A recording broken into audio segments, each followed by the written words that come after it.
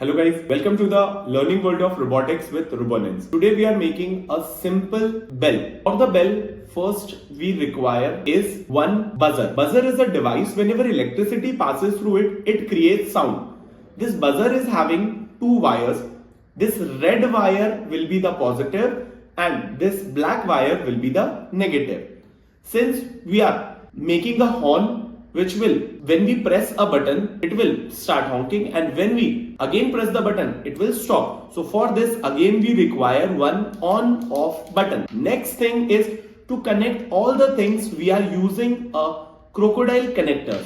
And the last thing, to provide power to our circuit, we are using this battery. We are using AA cell, and we have inserted this AA cell in a 2-cell holder. Remember guys, this red wire of this 2-cell holder will be positive and this black wire of this 2-cell holder will be negative. So let's start making our stem bell. So what we have to do is, first we have to connect the positive end of the buzzer, that is the red one, with the positive end of 2-cell holder. So we have connected the positive end of the buzzer with the positive end of AA cell holder.